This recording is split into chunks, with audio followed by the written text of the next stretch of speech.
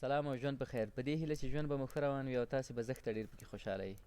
نن موږ سرخرود ته راغلي یو او د اورځلا طبیعي کارخانې او د ګلانو باغونه هم دلته دي. او د دې اورځلا طبیعي شرکت له نوښتګر مشر ښاغلي عبدالله ارسلا صاحب سره به د ده د کارونو په اړه باندې خبرې کوو چې دوی دلته کوم نوښتونه کړي دي، خلک یې په کومو کارونو باندې بوخت کړي دي او له څه شي نه یې خلک راګرځولي دي. رئیس صاحب په افغانستان کې لومړنی څوک دی چې هغه د طبیعي بوټو تیل وایستل او بازار ته یې وړاندې کړل. پخوا هم دا کار دلته کیده، یو بهرنی شرکت و، هغه دا کار کوه، خو تیل به یې چې دلته ویستل له ګلابونه هغه به یې بهر ته لیږل. نو له رئیس صاحب سره به په دې اړه باندې خبرې وکړو، هم به زما معلومات ډېر سي او هم به تاسو ته د رئیس صاحب معلومات خوند درکړي. رئیس صاحب په خیر راغلی. مننه، نن خو موږ دلته ستاسو ځي ته راغلي یو، ماشاءالله ډېر زیات ښایسته ځای دی چې څوک راشي دا زړه یې خوشحالېږي پې. نو که ستاسې د کارونو په اړه باندې خبرې وکړو، بیا به ستاسې کارخانې ته هم لاړ شو، هغه به هم لږ لږ وګورو چې تاسې لومړی دا کار څه وړ پیل کړل او تاسو خو پخپله زده کړې په همدغه برخې کې کړي دي، د هغو په اړه مو معلومات راکړل. کوم رمضان اول ټول نه په خیر راغلی زموږ کلي ته، مننه. او خدای وکړي چې ښه ورځ هم تېره شوې وي. خوشحاله اوسئ رئیس صاحب. جلا دلته په سرخود کې یوه وړه غوندې کارخانه باندې لګیا یم، اوس کار پرې کوو، تقریبا تکمیل ده. دلته موږ د مختلفو بوټو قورې دي، د نارنجانو باغونه دي موږ د کلیوالو په شاوخوا کې. نو د اورځلا شرکت اول چې کار شروع کړ، په نارنجو ګل نه د عطر ویستلو باندې هم کار شروع کړ، د هغې عطر هم ویستل، عرق هم ویستل. بیا وروسته ګلابو کې، اصیل ګلابو کې هم کار شروع کړ، د هغې هم تیل او عرق ویستل. ورسره دلته موږ د مختلفو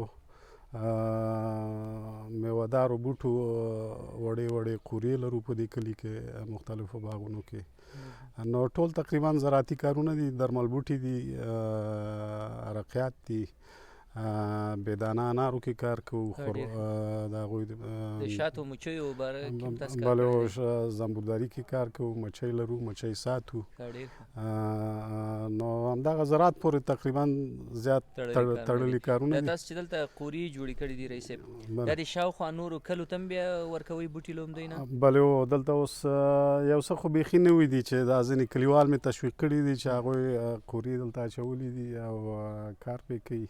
څه چې دي پخوانۍ دي، بله هم خپله ضرورت ترې پوره کېږي او نور شاوخوا کلیوال ته مثال په توګه دا څو کاله کېږي زه د زیتونو قلمې کرم، یو څه د زیتونو بوټي قلمې د ایټالي و یونان نه راغلي وي، هغه مې همدلته تربیه کړې، غټې شولې، اوس تقریبا یو دوه باغونه هم د هغې نه جوړ کړي دي. نو مختلف بوټي دي، بېدانه انار دي چې هغه موږ حصارک ته لیږو، کاغذي چهارمغز دي، هغه د حصارک یخو منطقو ته لیږو. نو بوټو کې بله لږ لږ څه کار کوو. دا خو ډېر ښه کار دی. رئیس صاحب، تاسو د دې زیتونو خبره وکړله. زیتون خو پخپله زموږ په کورونو کې هم د اړتیا وړ شی دی، تقریبا په هغه لومړنیو اړتیاو کې راځي. ټول کورونه غوړي کاروي او په بازار کې یو بې کیفیته غوړي پیدا کېږي. که دوی داسې یو څو بوټي هم وکري، کېدای شي هغه خپل د کور مشکلې پې حل شي. داسې کار هم تاسې کړی چې خلک هم دې ته تشویق کړي وي؟ اوس په دې خپل کلي کې هم داسې شروع کړې ده چې یو څه زیتون هم مختلف دوستانو کرلي دي. زه اوس ورته وړه غوندې فابریکه دلته لګیا یم، پې کار کوم. دغه زیتون بیا په وخت کې زیتون شکول کېږي، راځي همدې کارخانې ته، موږ ورته تیل د اورځلا کارخانې ته به راځي؟ د اورځلا کارخانې ته البته تیل یې وباسو ورته.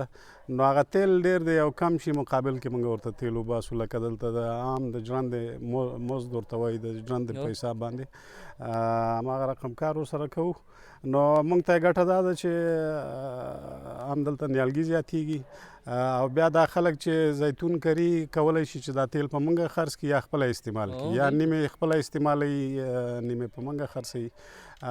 نو ننګرهار بیا خصوصا دغه منطقې د زیتونو دپاره ډېر مناسبې ځمکې دي، ځمکه یې شګه لري او بل دلته وچکالي ډېره د اوبو مشکل. نو زیتون داسې ونې دي چې هغه د اوبو سره، د اوبو کموالي سره مقاومت لري، مقاوم بوټي دي. دغه کوي. نو دا ټول شیان په نظر کې نیولې یو ډېر ښه یعنې دلته هغه متوسطه فامیلونه چې وسې کېږي یعنې یو 2 جریبه زیتون دوی وکري د دې نه دوی ښه یو ښه عاید هم ترلاسه کوي یو ښه صحي غوړي به ترې استفاده کولی شي. بالکل رئیس صاحب مثلا په دغو سیمو کې ځینو خلکو پخوا کوکنار کرل یا مثلا چرسې کرل بله اوس هم داسې څوک شته او تاسې هم داسې ځینې کروندګر تشویق کړي دي چې د هغو په ځای باندې مثلا ګلاب وکري یا همدغه زیتون وکري او یا نارنج وکري نور شیان؟ بله هو په موږ خپله حصارک ولسوالۍ چې دا ټوله ولسوالۍ تقریبا چرس کرل کېدل دغه څو کاله یو څه ګلاب موږ همالته بوټي وړي دي ګلاب هم کرلي دي خلک هم تشویق کړي دي. نو اوس ګلاب زیات شوي دي را روان کال کې پروګرام لرو چې 1-2 ماشینه هلته هم ولګوو چې همالته موږ د اصیل ګلابو نه عطرې وباسو او عرق او بیا شینشوبي او دغه نور د غره بوټي چې دي هغې کې همالته کار وکړو. اوس خو عموما په دغه لاندې منطقو کې پخوا سرخود کې هم اپین هم کرل کېده چرس خو په یخو منطقو کې اکثره کرل کېدل اپین اوس دلته نه کرل کېږي اکثره د نارنجانو باغونه شول بیرته خلکو هغه باغونه بیرته یو څه اقلا که د باندې نه خو خپل کلي کې یو نفر 2 نفره تشویق کړي دي نو هماغه ډېر غټ کار ده چې هم یې هغه ګټه حلاله وي او تکلیف هم کیدی شي نسبتا کم وي هغه وجدان ته سړی یو څه ملامت وي چې وایي چې دا کار سم نه دی خو له مجبورۍ یې کوم د هغه په جي کې اوس دا شیان کرلي وي اوس به خوشحاله وي ترېنه. بالکل بل زه خو هر سړی خپل د وطن سره مینه لري دې کلي ته چې ډېر تلم راتلم چې دلته شاید داسې یو کار وکړي چې یوازې د زمیندار نه د دهقان هم لږه ګټه زیاته شي. او بل موږ اکثره داسې کېږي چې پیاز دومره زیات شي د منطقې کې بې پلانه افغانستان کې خو ټول کار بې پلانه ده پیاز زیات شي هغه دومره ارزش نه لري دومره ارزانه شي چې د پټي نه خلک نه وباسي چې دغه یې کړي یا بانجان رومي یا بنډۍ دلته زیاتې کرل کېږي چې د هغې بیا د حل لاره خلکو سره نشته ده. بیا دلته یو څه دوستانو سره موږ کېناستلو چې راځئ داسې یو کار وکړو چې دغه اقلا اول د خپل کلي نه شروع وکړو دلته موږ یو څه سولر ډرایر باندې لګیا یو کار کوو چې هغې کې د لمریز د میوو وچونکي هغې کې مختلفې سبزیانې موچیږي مثال په توګه پیاز او بنډۍ برېښنا هم د لمر نه اخلي او داسې یو کار ده چې نه ډېر قیمته ده او هر کلي کې کېدلی شي او پاک او زده کول به مسانه زده کول دغه هم ډېر اسانه دي بیرته داسې کوم خاص دغه په اصطلاح راکټ ساینس هم نه ده چې ډېر سخته کاري نو تجربې هم په نورو دنیا کې شوي دي. بل اوس مثال په توګه افغانستان کې خټکي دا 2 کاله اورو چې ډېر زیات خټکي کرل کېږي لیکن چا یې داسې غم ونه خوړه چې ښه دی خټکیو سره بل شی کار کولی شو که نه.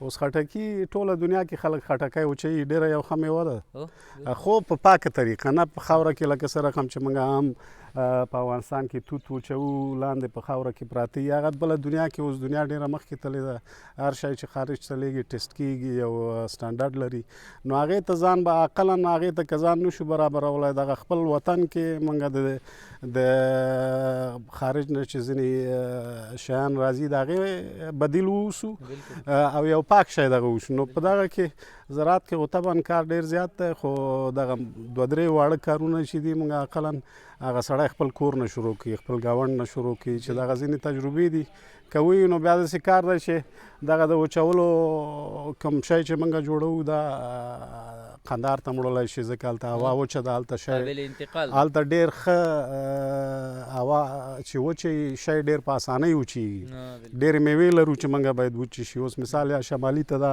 همدا شی ورته لګوي توت ډېر پاک وچوي ډېر ښه طریقې سره وچېږي نو مختلف دغه دي خو موږ دغه څو بخشو کې یو خو د بوټو په تکثیر او دغه کې خپله دغه فابریکه ده په دې کې بیا محدوده شیان دي چې کوم شیانو کې موږ کار کوو نو همدا زراعت دی ټول. او رئیس صاحب دا تاسې چې تیل باسئ د ایزنشل آیل بلې دا له کومو ګلانو نه باسئ؟ موږ د ګلابو نه وباسو چې دې ته په انګلیسي کې ډماسن روز وایي اصیل ګلاب ته بلې نارنجو ګل نه وباسو د ګلابو له څومره ګل نه تاسې څومره د ایزنشل آیل باسئ؟ د ګلاب عموما خالص دی. منطقي فرق کې خو اوسط د 4.5 ټنو نه 1 کیلو اتر وځي. 4.5 کیلو نه بله او نارنج چې دی هغه د 1 ټن ګل نه 1 کیلو اتر وځي. ښه دا تیل وځي. تیل وځي بله او عرق به د دې څومره وځي؟ د دې نو بیا د ګلاب خو عموما موږ په هر 4,000 کیلو ګل کې موږ 1 ټن عرق خو باسو. دا د خوړو عرق هم په دې کې راځي دې کې د خوړو په کیکونو په دې شیانو کې په استعمالوو؟ کیکونو کې په بغلاوو کې په مختلفو دغو کې چې استفاده کیږي هغې نه کار اخلو. بله ډېر ښه. او نارنج څومره ګل نه هغه څومره دا تیل وځي؟ نارنج خو 1 ټن ګل نه 1 کیلو اتر وځي. او عرق د دې عرق وځي. د دې عرق موږ عموما هر ټن سره تقریبا 100 لیټره 1.5 لیټره عرق وباسو. یعنې دا تر ګلابو کم وځي؟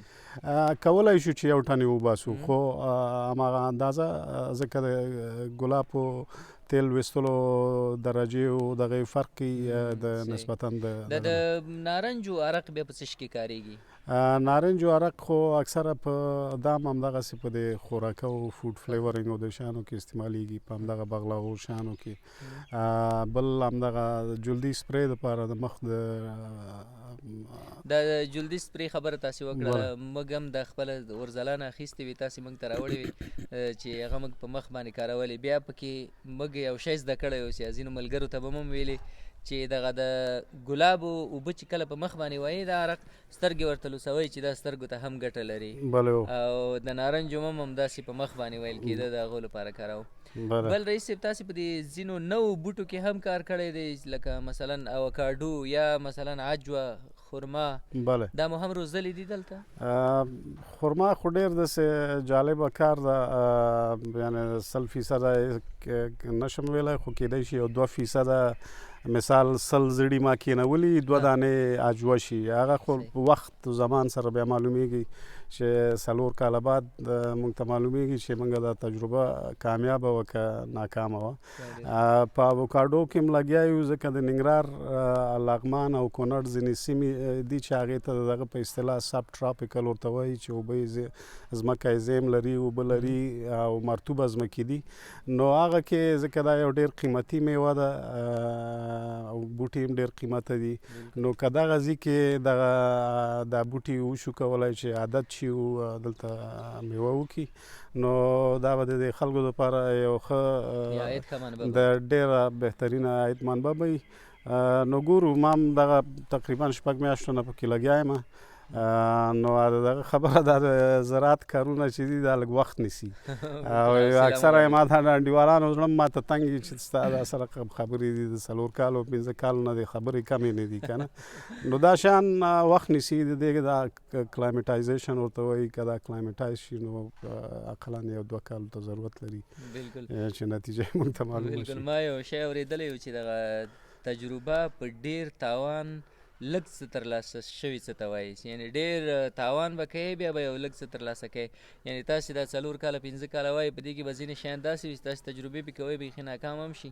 ډېر همداسې ځینې شیان شوي دي چې هغه کې مثال په توګه ناکامه شوي، ځینې دي پکې کامیابه شوي. اوس مثال دغه زیتون خو موږ دلته ننګرهار کې خپله دولتي هم ډېر زیات زیتون لرو. خلک به پوښتنه کوي چې تا ولې د شخصي زیتون وکرل، دلته خو مخکې نشته دي. نو د دې یو وجه دا وه چې موږ ننګرهار کې چې کم زیتون لرو د هغې ذایقه کې لږ کموالی دی. کموالی په دې حساب باندې دی چې دوی کم ونې چې راوړي دي باید 1-2 رقمه ونې نورې ورسره اضافه کړي. ساده مثال یې لکه دیګ کې چې مختلفې مسالې او مالګه او دا شیان دي، مثال مالګه یې وانه چی نو دیګ خوند یو رقم راځي که نه. نو دغه اساس باندې نو ما هغه ځکه دا د زیتون ونې 4-5 کاله نیسي چې پوره په حاصل راځي. نو پټی مې ورته د بل فصل نه ویسته د بل کار نه مې غورځولی ده. دې کې مې دا وکرل، دا 100 کاله موږ تجربه کړه چې و دغه ښه نتیجه ورکوي او یو ښه او بل د اوبو سره مقاوم ده. مهمه دا ده چې وچکالۍ سره مقاوم ده، ښه نتیجه هم ورکوي او باغ مالک ته هم یو ښه عاید ده. بالکل. او بل رئیس صاحب د ګلاب چې دلته په ننګرهار کې اوس تاسې اورځلا کارخانې هم دلته دي په ننګرهار کې، د افغانستان په نورو ولایتونو کې هم داسې شته چې مثلا تاسې د ګلابو قلمي ورکړي وي هغوی بیا حاصل اخلي تاسو ته راوړي که نه یوازې په ننګرهار کې دی دا کار؟ بلې نه ما کابل کې هم یو څه بوټي ورکړي وو، بدخشان کې هم یو څه دغه کړي وو، کابل کې په شکردره کې هلته 2 ځایه دي هغوی کار کوي، پکې یو 2 واړه دیګونه هم سره جوړ کړي دي. ښه یعنې د تیل او عرق یې مملته باسي؟ هغوی زیات عرق یې وباسي، هغوی زیات عرق یې وباسي، هغه تیل یې مملته وباسي، عرق یې مملته وباسي، یو محدوده کار کوي. بلې داسې کومه بله خاطره یا یو شی هم تاسو سره کله داسې یا داسې پیښه شوې چې تاسو څوک تشویق کړي چې مثلا د کوکنارو یا چرسو په ځای باندې راځئ د ګلاب به کرئ، قلمي به موږ درکړو، موږ به مو هم روزو، یا مثلا نارنج به کرئ یا هم د زیتون؟ بله داسې پیښې سره کله مخ شوې چې تاسو څوک تشویق کړي او هغو یا مخالفت کړی یا یې هو ویلی ژوند یې ورسره ښه شوی وي؟ داسې خاطرې خو به حتما تاسو سره وي. عموما خو اوس خو د افغانستان کې داسې ذهنیت جوړ شوی ده که ته یو شخصي کار هم کوې، یو چا سره ځې مشوره ورکوې، یو چا ته هغه اول فکر کوي چې ولا دا کومه پروژه ده یا کومه مؤسسه ده یا کوم بله خبره ده، نو هغه لږ وخت نیسي چې خلکو ته یې تشریح کړو چې وروره دغه شخصي کار ده، شخصي ځمکه مې ورته خرڅه کړې ده، نور کارونه مې کړي دي، هغه مې شی ګټلي دي، په دې مې مصرف کړي چې دا یو نتیجه ورکړي. ډېر خلکو سره اول کې همدا سوال وي، ځکه دا تېر 15 کاله داسې یو عجیبه غوندې کار وشو که اوس که ته چاته بوټی هم ورکوې نو هغه فکر کوي چې ولا دې کې څه خبره ده، پروژه ده او بیا تقاضا او دغه یې زیاته وي که نه.